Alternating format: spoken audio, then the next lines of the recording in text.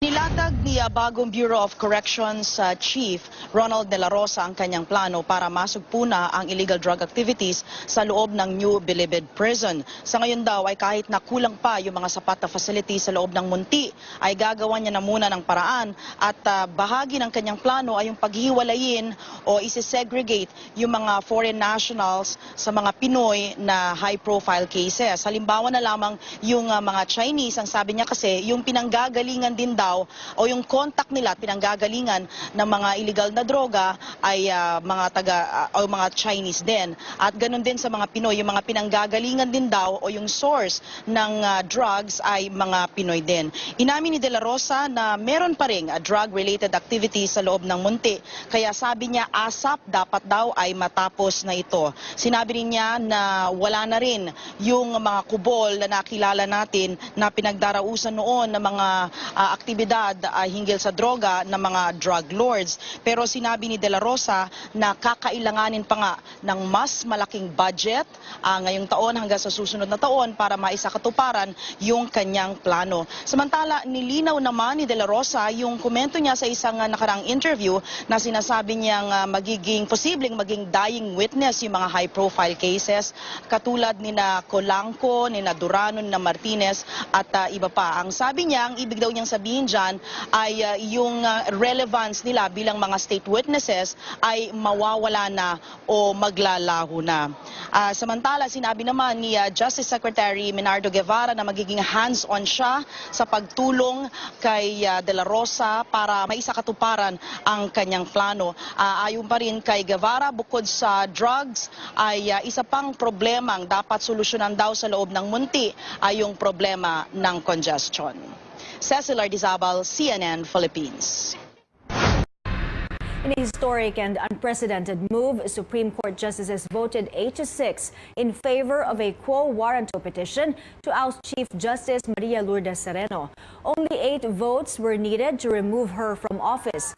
The decision deemed Sereno guilty of unlawfully holding the office of the Chief Justice. Solicitor General Jose Calida filed a petition which questioned the qualification of Sereno to serve as she failed to file some of her statements of assets, liabilities, and net worth before she became Chief Justice in 2012. Sereno is now the second top magistrate in Philippine history to be unseated next to her predecessor, the late Chief Justice Renato Corona. Sereno is also the first impeachable official removed from office without a Senate trial. Sereno's camp will likely file a motion for reconsideration in hopes of reversing the ruling. While the decision is immediately executory, Sereno has 10 days to file an appeal. Her spokesperson, Rosa says the close vote gave them hope that their motion would prosper. She is seriously considering this recourse because we know that the Supreme Court has in a couple of, in a number actually, of high-profile political cases, has flip-flopped or changed its mind. Ruling will only attain finality after the motion for reconsideration has already been decided upon by the High Court. So we shall await that decision, the decision on the MR, before we can finally say that the Chief Justice has been ousted or is already ousted from her position. The Integrated Bar of the Philippines says it may also file an appeal to reverse the ruling. How did the Supreme Court justices vote? Our justice correspondent, Andrew Alimario, breaks it down for us. A historic ruling. An impeachable official removed from post without a Senate trial. Majority of the Supreme Court justices voted to oust Chief Justice Maria Lourdes Sereno from her post. 8 associate justices voted to grant the quo warranto case filed by Solicitor General Jose Calida. They are Teresita Leonardo de Castro, Diosdado Peralta, Lucas Bersamin, Francis Hardileza, Samuel Martires, Noel Tiham, Andres Reyes, and Alexander Gesmundo. 6 others opposed the petition: Antonio Carpio, Presbitero Velasco, Mariano del Castillo, Estela Perlas Bernabe, Marvic Leonen, and Alfredo Benjamin Cagiwa. Wherefore, the petition for quo warranto is granted. Respondent Maria Lourdes P.A. Sereno is found disqualified from and is hereby adjudged guilty of unlawfully holding and exercising the office of the Chief Justice. Accordingly, Respondent Maria Lourdes P.A. Sereno is ousted and excluded therefrom. 9 justices voted Sereno violated the Constitution when she failed to file her salins.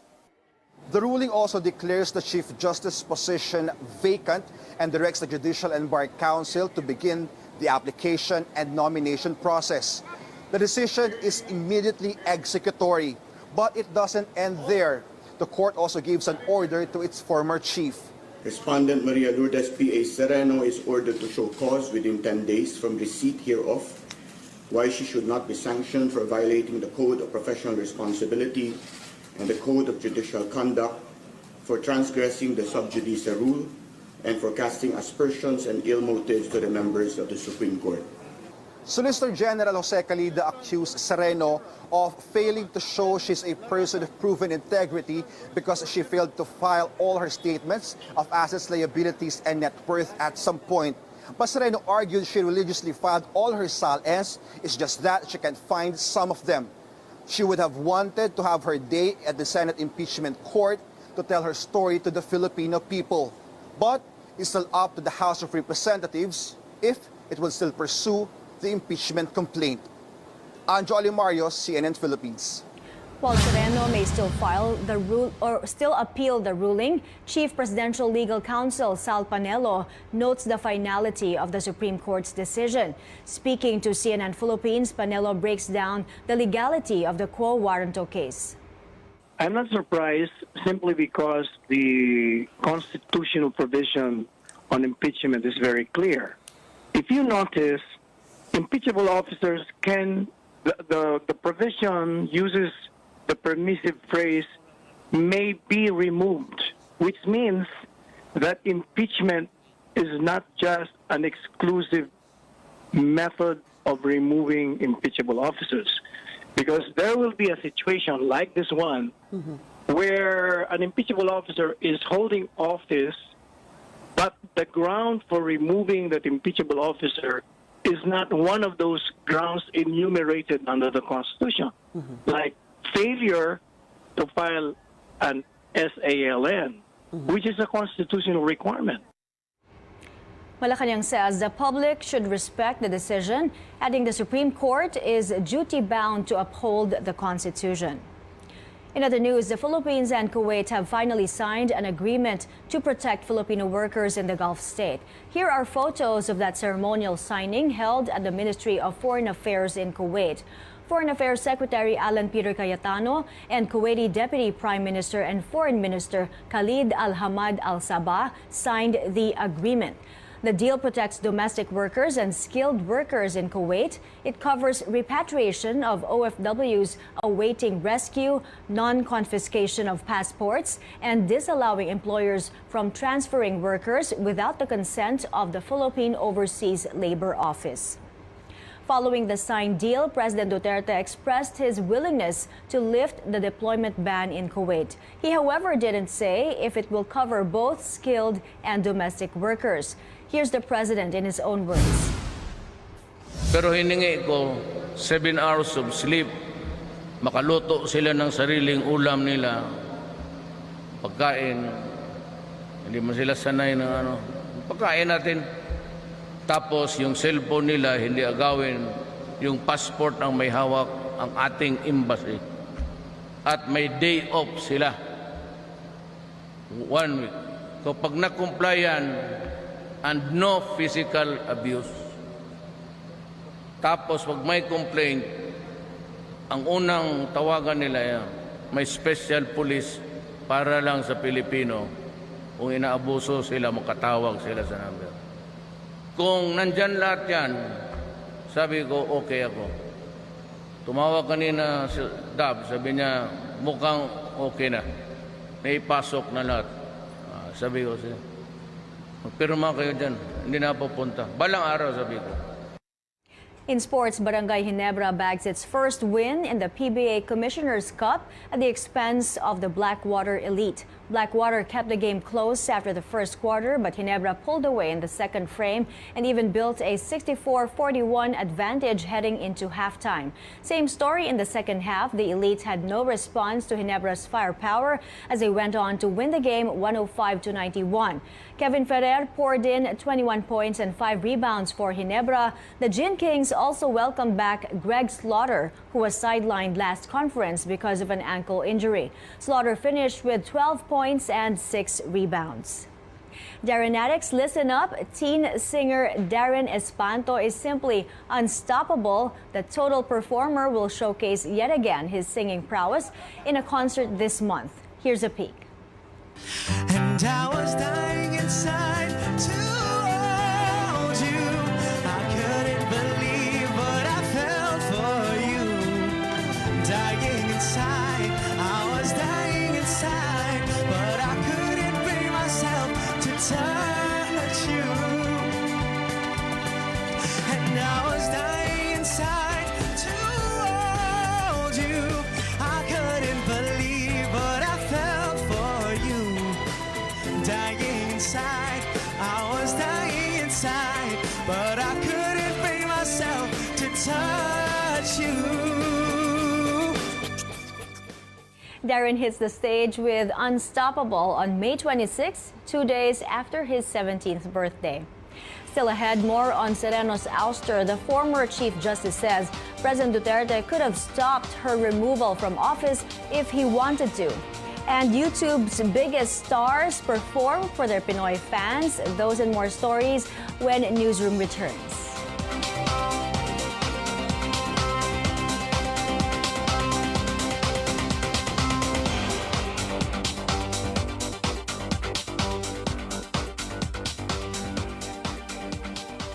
Hello to our viewers on Facebook Live. Thank you po for joining us this afternoon. Marami pong nagre-react sa biggest story pa rin today, the ouster of Chief Justice Maria Lourdes Sereno. We'll have more reactions in the next gap after this break, and also a breakdown of how the justices voted. We'd like to give you that again after this short break. Hello to Jolie Kim, McCoy Lustre watching us today, and si Yu Saing, Kiko Valerio, Sail Munasque Lopez, Joel Santa Lucia Solano, and si Benjamin Lumawig is watching us. Hello again to, hello also to Zuprok Atiralk. Ang hirap naman i-pronounce nito. Totoong pangalan ba to? Si Jimmy Lam, Amor Santos, and si Jose Oliveros. Thank you.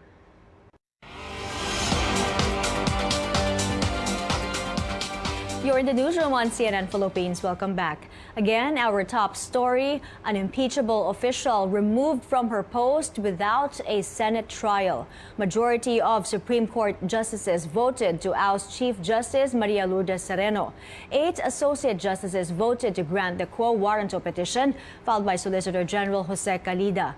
They are Teresita Leonardo de Castro, Diosdado Peralta, Lucas Bersamin, Francis Hardeleza, Samuel Martires, Noel Tiham, Andres Reyes, and Alexander Chesmundo.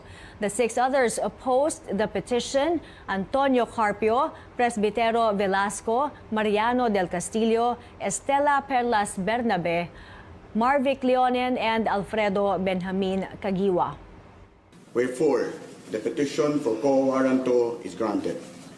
Respondent Maria Lourdes P.A. Sereno is found disqualified from and is hereby adjudged guilty of unlawfully holding and exercising the office of the Chief Justice. Accordingly, Respondent Maria Lourdes P.A. Sereno is ousted and excluded therefrom. The 14 justices were asked to vote on 3 issues. 9 justices agreed that Sereno violated the Constitution when she failed to file her sal-ins. 9 also said the quo warranto was the proper remedy for this. The third and most important issue was on the granting of the quo warranto petition. The ruling declares the Chief Justice position vacant and directs the Judicial and Bar Council to begin the application and nomination process for the post. The decision takes effect immediately, but it doesn't end there. The court gives Sereno 10 days to appeal the ruling. Sereno responds to claims there were offers to let her meet with President Duterte. In a press briefing yesterday, the former Chief Justice did not elaborate on such offers. She merely says she will never compromise her independence. Ang sinasabi nila, ang solusyon sa mga problema mo ay isang pakikipag-usap o pagbabati. Ngunit ang sinabi ko po, halimbawa pong sabihin na natin na nakikipag-usap po ako sa mga malalakas na politiko, ano po ang sasabihin ng taong bayan? Ang sasabihin po nila, ako po ay natatakot sa hirap na haharapin ko. At kung sakali man po ay makalusot ako sa impeachment at madismiss ito, ano pong sasabihin nila? Nakikipag-deal si Chief Justice. Somebody approached you actually, or was it just an idea, a suggestion floated by somebody? May mga offer. Pwede po bang pinaka-general na gamitin kong word is offer. Ganun po. Sereno believes the president could have stopped moves to unseat her if he wanted to. The quo warranto petition that sealed her fate was filed by Solicitor General Jose Calida, whose primary duty is to defend the position of the government. Calida was appointed by Duterte. The primary question he has allowed to remain unanswered. Why is it Solicitor General filed it? The Solicitor General that reports to him. He hasn't answered that.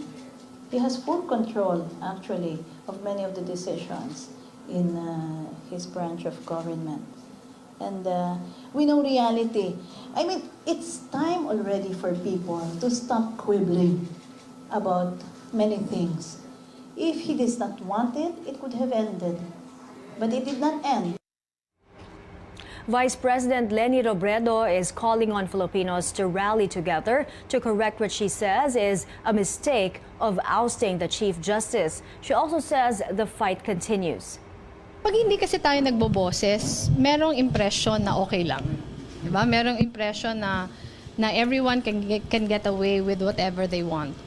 Pero pag tayo, lalo na kami na mga lingkod bayan, pag alam namin na pag may masama kaming gagawin, aalma yung tao, bantay kami sa mga ginagawa namin na hindi kami nagkakamali. Kailangan talaga yung taong bayan at all times, kailangan parating nagbabantay. Parating nagbabantay para walang pang-aabusong nangyayari.